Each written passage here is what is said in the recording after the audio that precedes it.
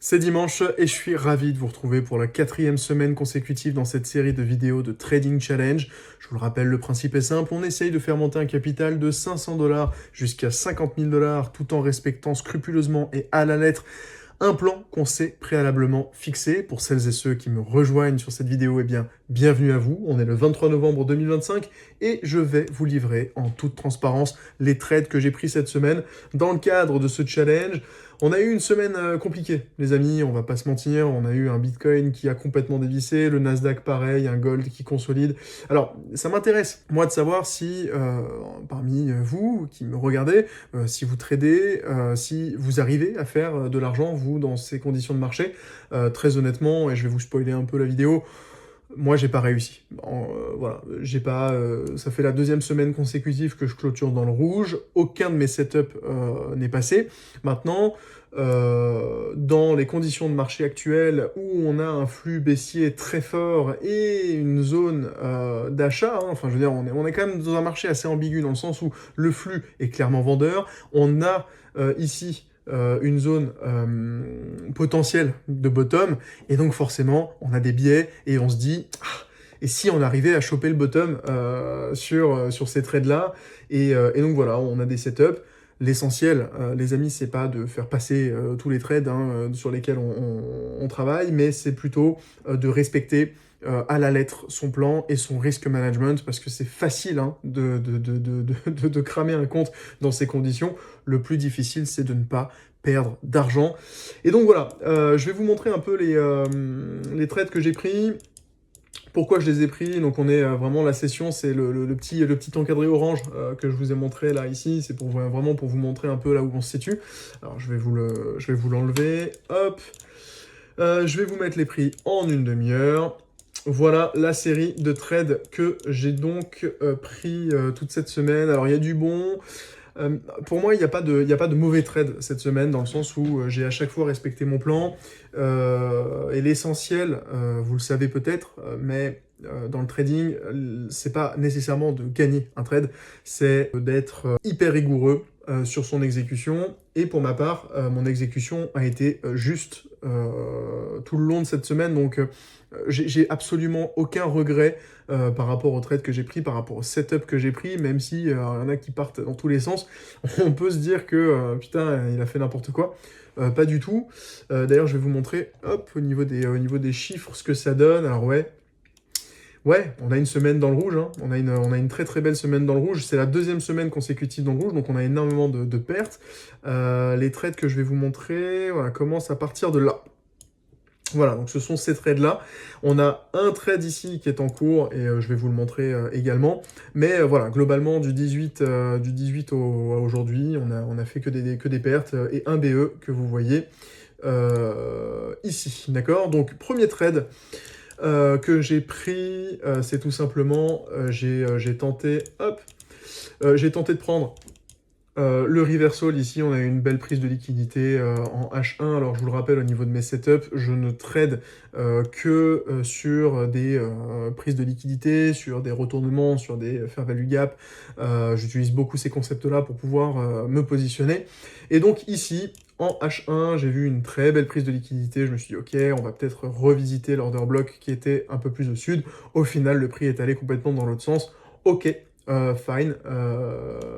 Premier trade qui part à l'eau. Puis ensuite, j'ai tenté le reversal en me disant, bah en fait, je vais vous faire un petit replay, vous allez voir, ce sera beaucoup plus parlant, je pense. Hop, voilà. Ouais, super. Ok. Donc là, on a eu, donc, comme vous le voyez, un breaker. Ok. Donc là, on a eu une belle prise de liquidité. Le prix est allé complètement dans l'autre sens. Donc je me suis dit, ok, momentum qui part à la hausse. Super.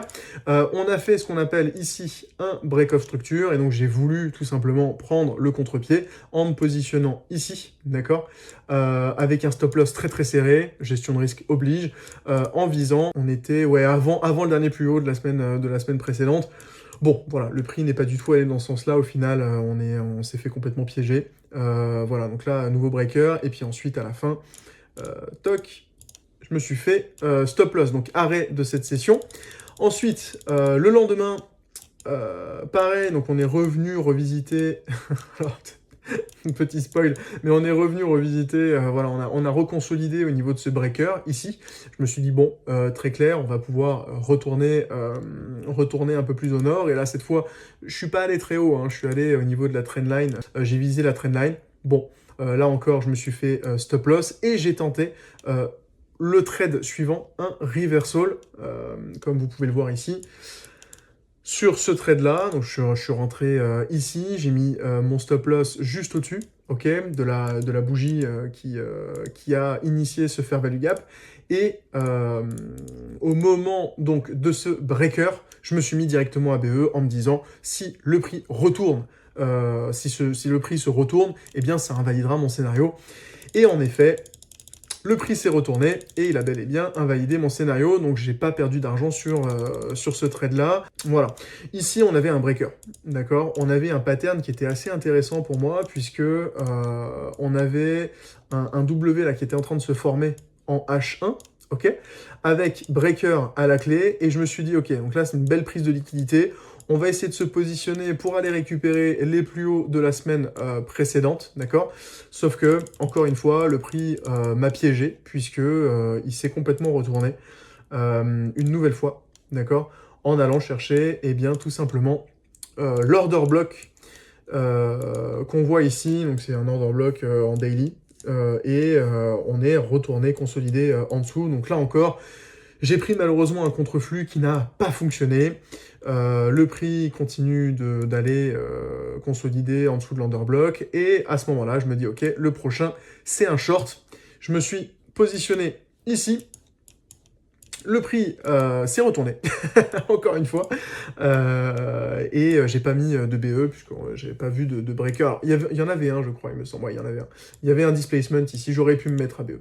J'aurais pu me mettre à BE, d'autant plus qu'il y avait un beau breaker M30 qui me faisait, qui pouvait me mettre en danger, et donc j'aurais pu me mettre à BE, je l'ai pas fait. J'étais pas sur les graphiques à ce moment-là.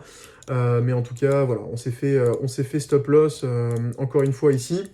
Et depuis, le prix n'a pas arrêté de consolider. Comme vous le savez, le samedi, je ne trade pas. Ok, généralement, le samedi, c'est très très peu volatile, il n'y a rien qui se passe, donc je ne trade pas. Et le dimanche, je m'autorise, hop, on retourne dans le plan, un trade à partir de 15h30, et j'ai vu un setup qui était absolument merveilleux, et donc je me suis empressé de prendre juste avant de tourner la vidéo, les amis.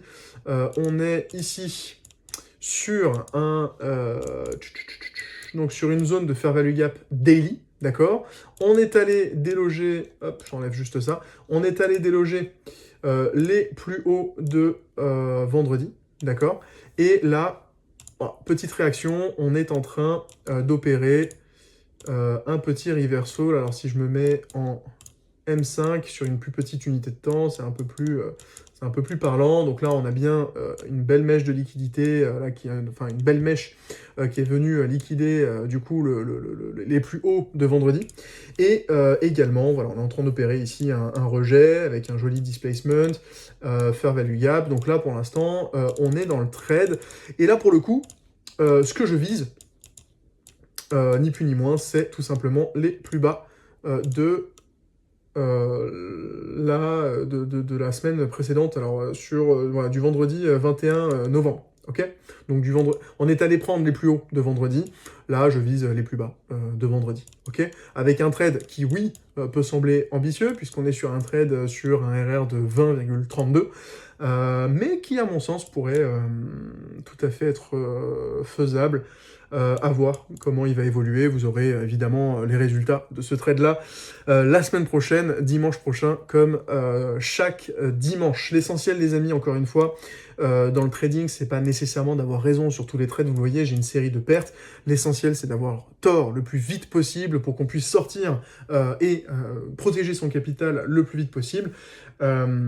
Et surtout dans les conditions de marché actuelles où on a énormément de FUD, énormément de liquidation, énormément voilà, de mouvements qui sont très violents, où notre tête, je sais exactement comment ça se passe hein, là-dedans, hein, où on se dit il faut choper le bottom, il faut choper le bottom, il faut choper le bottom.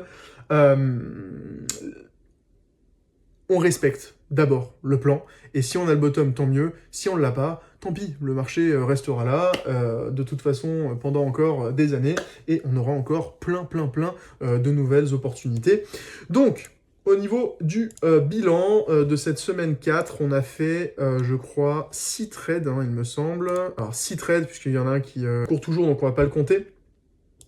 Donc, 6 trades, trade gagnant 0, trade perdant 5 et 1 BE.